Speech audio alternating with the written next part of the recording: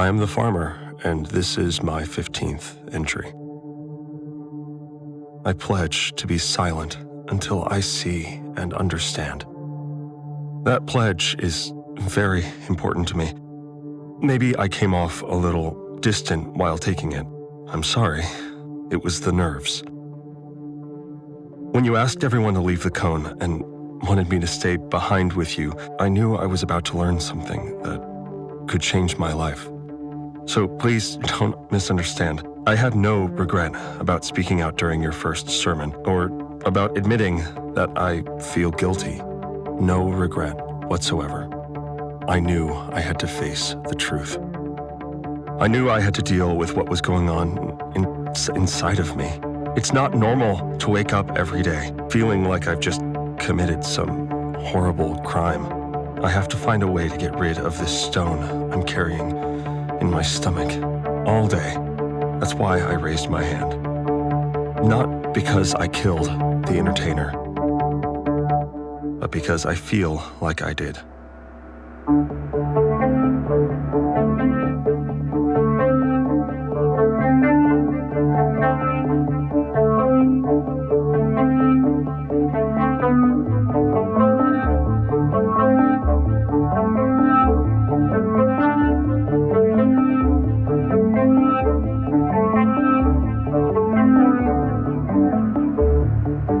Tape number 7, The Farmer.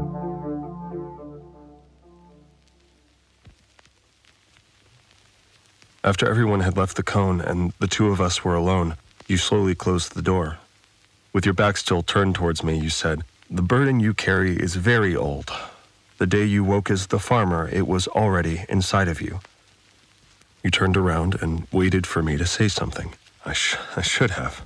I'm sorry. I was overwhelmed, like I said. You asked me if I knew where my burden comes from, where the guilt comes from, and I shook my head. While you walked back into the origin room, you explained that I have forgotten. You said, "These feelings are remnants of lives lived before you arrived here." I nodded as if I understood. You asked me if I have compulsive thoughts or dreams that stay with me during the day. I shook my head. But that was a lie. I knew exactly what you meant. But I was hesitant to tell you about what happened, so I shook my head. You sat down next to me and asked me again. You asked me if I was sure I never experienced anything like that. I shook my head again. But you must understand. It's hard for me to talk about it. A few days ago, while I was working in the garden room, while my hands were pushed all the way down into the soil, the guilt almost became too much to bear.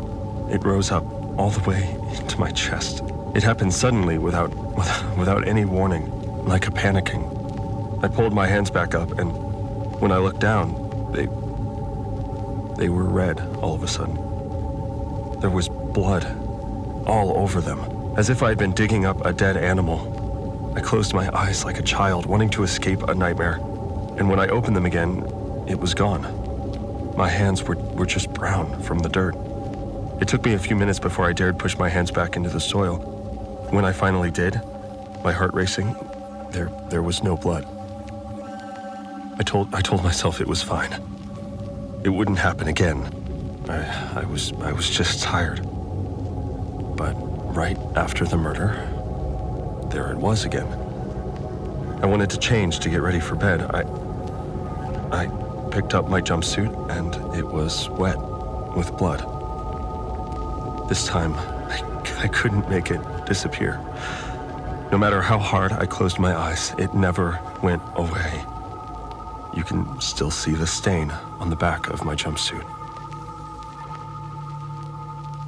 I didn't say anything, but still, you understood I was struggling. You smiled your comforting smile at me, and you told me that the carrot plant is your favorite plant in the garden room. You asked me if I liked them also. I nodded. You told me to imagine I was looking over the plants. If you would look at one carrot plant, you said, and try to figure out why it is thriving or withering, you could spend the rest of your life studying that one plant, but you would never understand until you started looking at the rest of the carrots and the rest of the garden room. There might have been a carrot plant before that one that left the soil barren. Or there might be another root vegetable growing just below the surface that is sucking the soil dry. If we wither, if guilt eats away at our roots, the only way to get rid of it is by understanding where the guilt comes from, by remembering what happened to make you feel that way.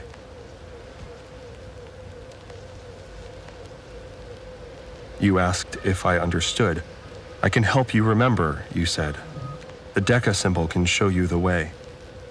I nodded nervously again, and you smiled at me to try and calm me down.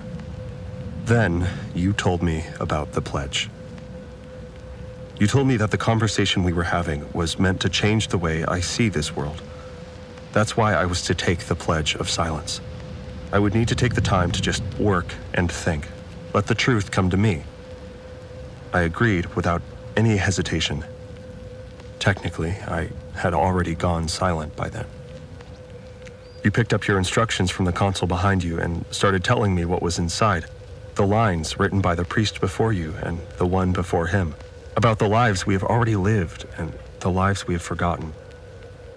You read to me about how we play a different role each time we start over, and how it is possible to slowly go up through the triangle, one life at a time, all the way to becoming a priest and remembering everything. Before I took the pledge, you told me to stand up and you gave me your instructions. Read the first page out loud, you said, and remember the words forever. So I did.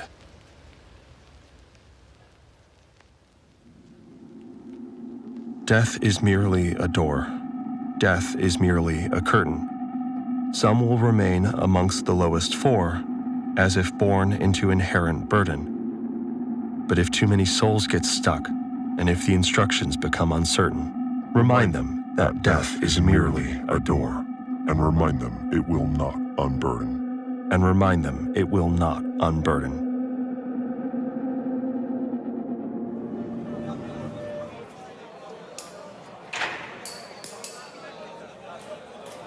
My son is a natural-born farmer, one of the best I've ever seen.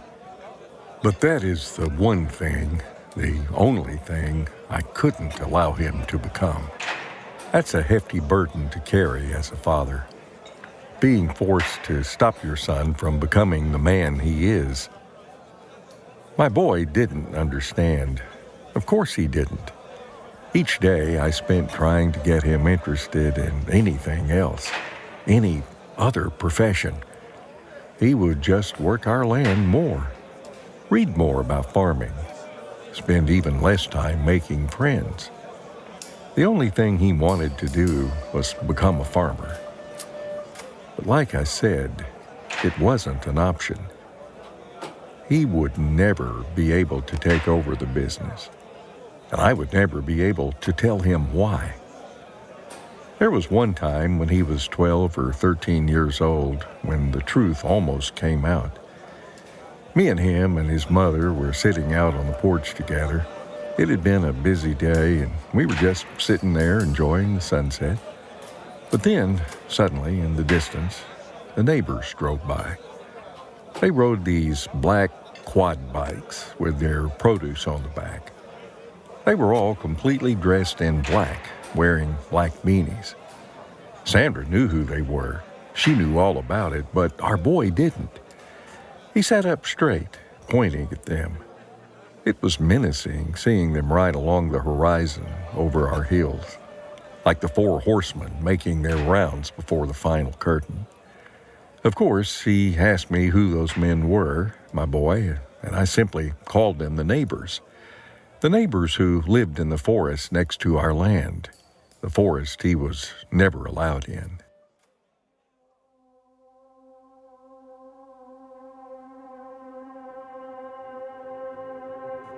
I had made my deal with the neighbors when I was young and stupid and desperate. They had shown up at exactly the right moment, Sandra and I had just bought the farm, but it was in bad shape. And there were deals with the seed producers I wasn't aware of, patent deals. We would never be able to keep ourselves afloat. So I decided to rent a patch of land to the horsemen, allowing them to build their drugs lab in the woods. Sandra and I had to carry all the risk. If we ever got caught, it would all seem like it was our operation. But we agreed because it paid very good money, and it would only be for 2 years. After 2 years, they would disappear. That was the deal. But of course, they never disappeared. I had made a deal with the devil.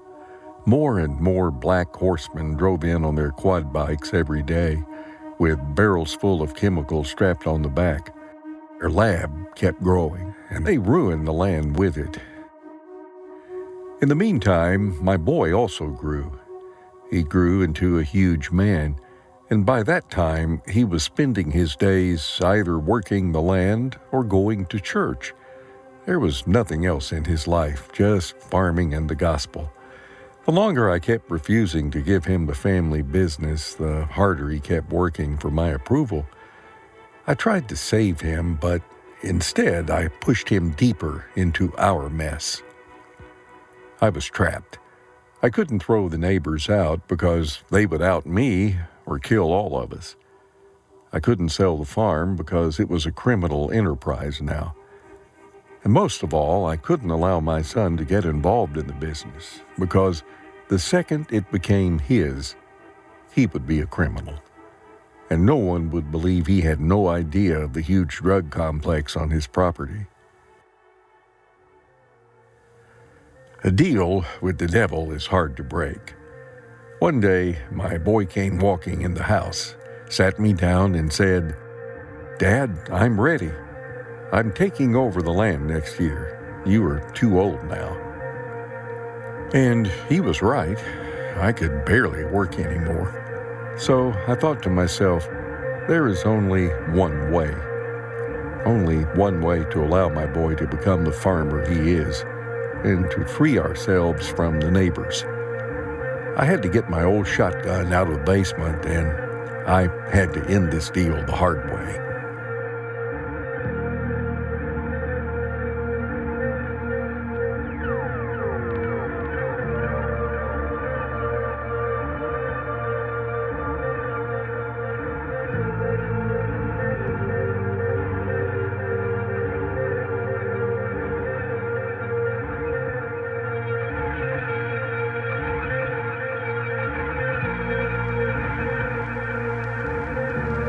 After taking the pledge, I walked out of the origin room and into my garden. I think you stayed behind, but I wasn't paying attention. The way the cone was illuminating the room, I had never seen it like that. The light was hitting the leaves, turning the edges golden, showing the complex structure of its grains. Structures that must have been forming long before the 10 of us even existed. And the light was drawing shadows on the soil boxes, revealing my work, the planting and the harvesting, the traces left by my hands. But also the traces left by farmers that came before me, the ones that had put the soil boxes there in the first place. In that moment, I was so mesmerized by my new understanding of the world. I was sure everyone would see what I saw, just like that. So I took the elevator back down to meet with the group, feeling at peace and optimistic about the future.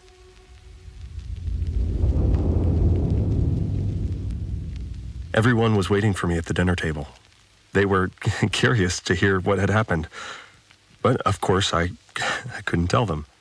So when someone spoke to me, I simply replied with my pledge, and I smiled at them to try and show them something good was happening.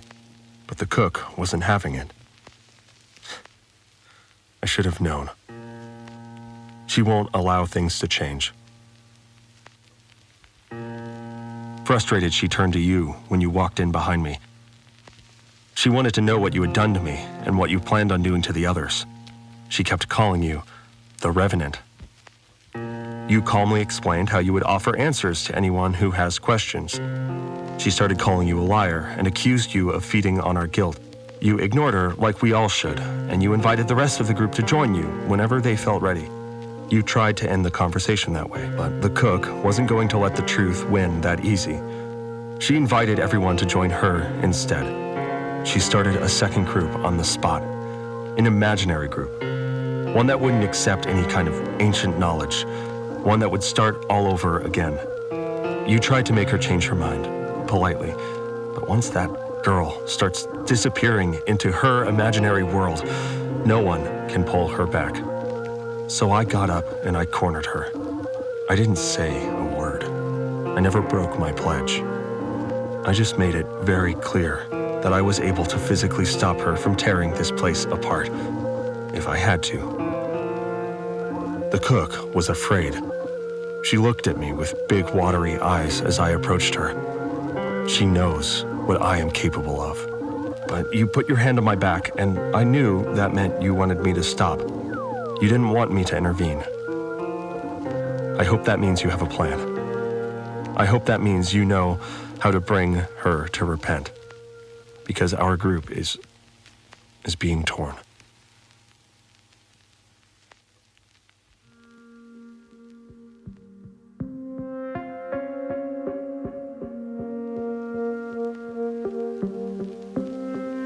The teacher decided to join the cook's resistance. This was to be expected. The cook is her friend, but still, it made me nervous. Her decision meant the world is officially split. The cook has a following now. The leader decided to join you. He took the only true pledge. It surprised me. I thought he still had his doubts. And today, the fixer decided to take the pledge as well. I was watering the carrots while you two were talking. I was so caught up in my work, I hadn't even noticed him walking up to the cone. Afterwards, he came looking for me to tell me about it. He started talking about your instructions and the Deca symbol. He was so happy. I had to remind him he was to be silent. You must forgive him. He was just excited to share what he had learned. The important thing is, he joined us. People joining us is good news, of course, but I wasn't feeling at ease. I feared we were just at the beginning of our tearing, and I was right. At lunch, it all went sideways. First, no one talked. Everyone was quiet. You could feel the hate brewing. The two groups sat at opposite sides, the wavering leftovers in the middle. A schism. I considered leaving lunch after 2 bites and getting back to work. I didn't want to stay in that room, but then you got up and turned to the cook. "What is it you hope to achieve?" you asked her. She looked up and just stared at you in disdain for a moment. I think she considered ignoring you, but she couldn't help herself. She started ranting about how the truth is free, how it is something that is for everyone to find on their own. No one should own it. She thinks all of your theories are made-up nonsense, meant to keep us calm and working hard. She even started making jokes about the sacred Deca symbol. She laughed at us. She mocked us. "You are insignificant," you said to her. "You are only two amongst many more." I could tell you were frustrated with her now. She also got up. "Remember," she threatened, "we control the food." You sat back down, smiled at her, and crossed your arms. "For now you do. But it won't be long until the first harvest. And we won't need you after that." I felt proud. I felt significant. It took me a while to gather the courage. My shotgun was ready. I had cleaned it out. I bought fresh shells. I even walked over to the neighbors a few times with the gun, but I ended up just standing there for a while, looking at the red containers in the middle of my forest. In the end, it took me too long to find the courage. I had the accident before I could do it. It was a Wednesday, and I was driving to the store. Halfway there, a truck drove right into my side, knocking me right out. I don't remember any of it. The first clear memory I have is seeing Sandra's face. She's standing over my bed, and she's smiling at me, calling out my name. She's not looking well. She looks tired.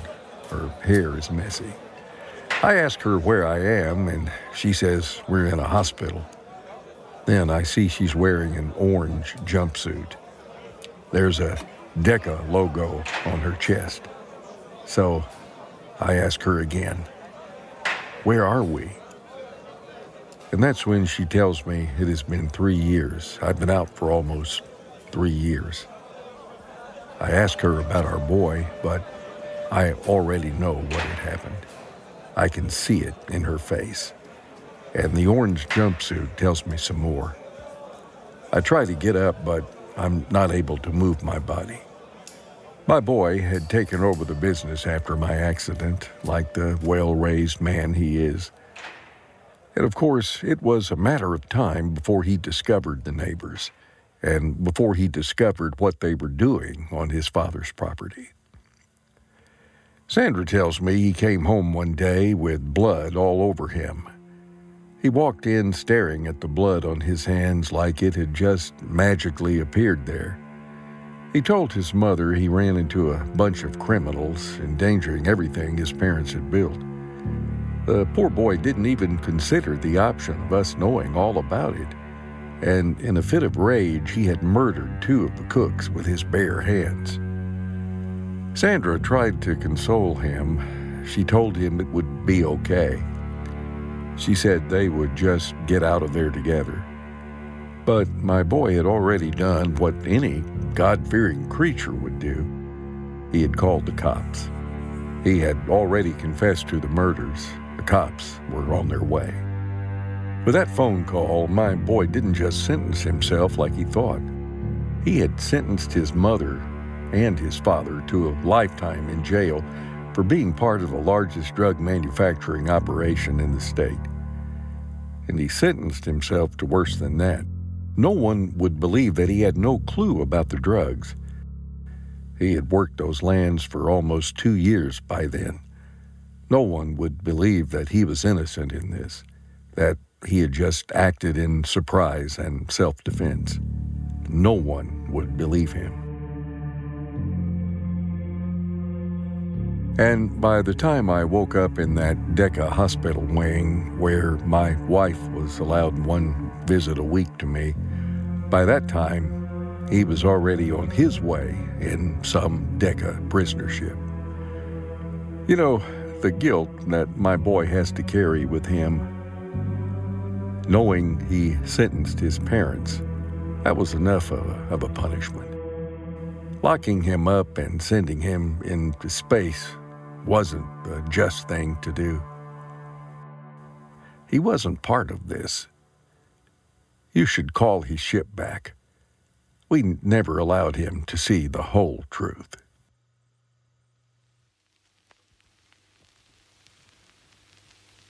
That afternoon, I worked the carrot plants for hours on end. It almost became a good day. I didn't think of the cook all that much. There was only work. I wanted to get the harvest ready for you as fast as possible. And you were right. The plants were very close. After work, I went down to the entertainment room. I was tired. I recited the verses from your instructions in my mind, and I thought about the carrots that wither and the ones that grow. I sat down and I tried to clear my mind. I wanted to fall asleep, but then it came to me. The realization. There was only one thing the cook could do to keep her group from falling.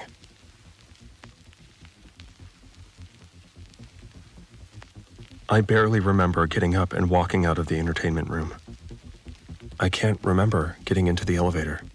I do remember the doors opening and seeing the teacher. She looked up from behind one of the soil boxes, her eyes filled with regret when she saw it was me. She had ruined 2 crates of vegetables already. She had randomly pulled them out of the soil and stomped on them.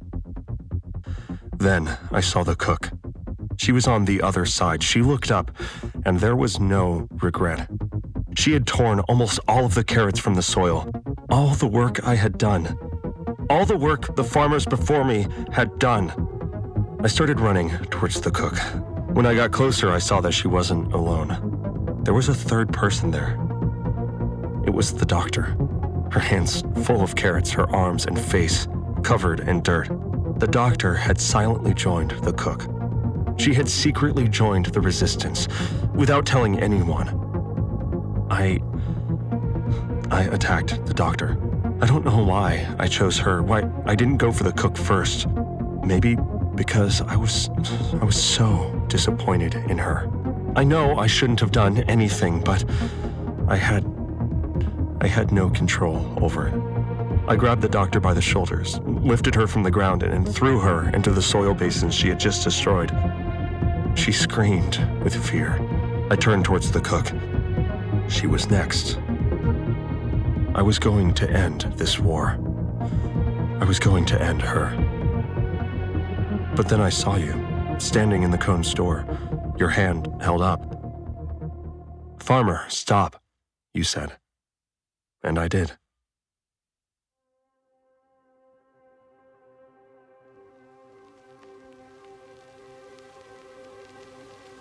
I was ashamed, and I was afraid you would punish me. But you were so calm, priest. You always remain so calm.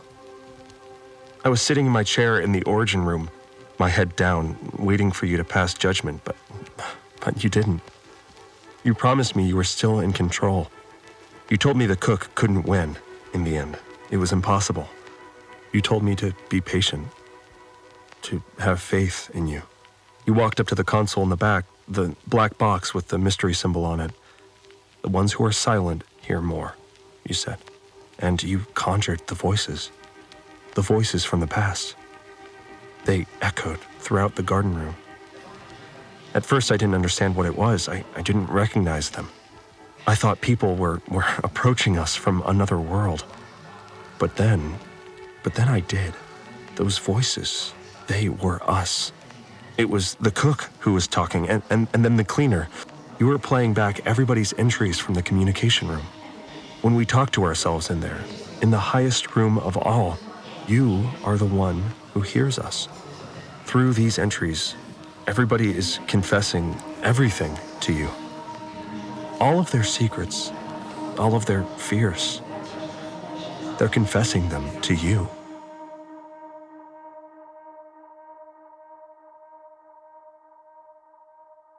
It looks like the curtain will fall after all for Deca Group. After this last leak, not only Deca stock, but the entire Western market is hurting. 3 more class action lawsuits have been filed, and the WDU High Congress is convening right now to vote on appropriate action against a company that, according to some, was too big to fail. The company has been caught lying about how long these experiments have been going on and about the number of slow ships heading out. But none of these findings are met with as much shock and disbelief as the details revealed on the already infamous 7th tape. As it turns out, the prisoners were never meant to reach the mining complex themselves. Many experts had already pointed out that the ships are simply too slow and the distance too great for the prisoners to reach the destination before growing old. It appears now that the group's purpose is not to work, but to bring forth the workers. I am the farmer, and this is my 16th entry. I pledge to be silent until I see and understand. Today is a very important day. Today is the day everything came together. Your whole plan unfolded in an instant, and you broke her resistance down. This will prove a turning point. That's why I want to make sure my account of the day is comprehensive.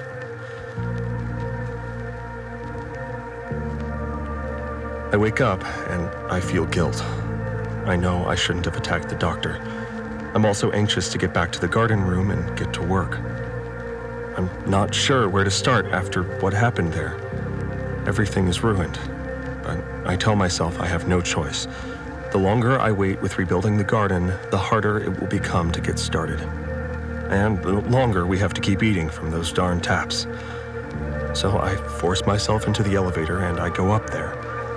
The doors open and there is the priest, standing amongst the ruined vegetables, his arms behind his back, smiling at me. "I was waiting for you," he says. "Follow me into the origin room. We are going to talk to the cook. We are going to cripple her." I nod and follow him towards the cone. I'm nervous again, but not about the ruined carrots anymore. I'm nervous because this is the moment his plan will be set into motion. While the two of us walk up there, he says, "I told the cook we had to resolve this situation together before more people get hurt, and she agreed to talk." We step into the origin room. The cook is sitting there, smiling. The teacher to her left, the doctor to her right. The doctor avoids my gaze. She is afraid of me. After the priest closes the door, he thanks the three of them for agreeing to meet, for wanting to help him bridge the gap between the two groups. The cook wants to respond. She wants to say her part, but the priest interrupts her. His strict tone surprises me, and I take a step back without meaning to. "Before you say anything," he says to her, "let me lay out my demands." The three ladies are as surprised as I am. "Demands?" the teacher asks. "What are you talking about?" "Yes, demands," the priest says. "I demand all three of you to immediately join us. All three of you will take the pledge today. That's the only way we can guarantee your safety." The cook's smile disappears and her scars move back into their original place. She stands up from her chair and says she wants to leave. She says she won't respond to threats and the negotiation is over. She walks towards the door but stops halfway when she notices her two allies are still in their seats. She turns around. "Aren't you coming?" she asks the teacher and the doctor. Slowly, she's starting to realize something has changed. The priest says, "If you don't join us for your own safety, do it for the well-being of the child."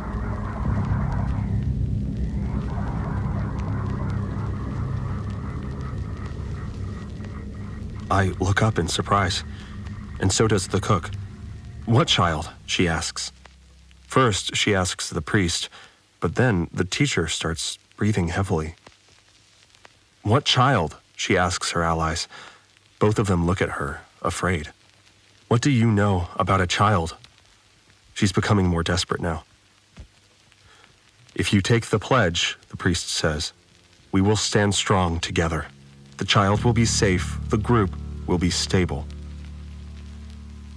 The cook is in complete shock at this point. Slowly, she walks back up to the teacher and the doctor. "Who is carrying it?" she asks. The doctor sighs and says, "The teacher is becoming a mother. I found out 3 checkups ago." "Is it true?" the cook asks her friend. "Why didn't you tell me?" "I didn't tell anyone," the teacher replies. "I don't know how the priest knows." "I didn't say anything either," the doctor promises. "My instructions don't allow me to tell anyone." The doctor turns to the teacher. "I don't think we have a choice anymore," she says. "We have to think about your baby. We have to make sure this place is safe for him or her." The teacher nods and looks at the cook, her former leader and friend. But the cook isn't really there anymore. She stares at the floor.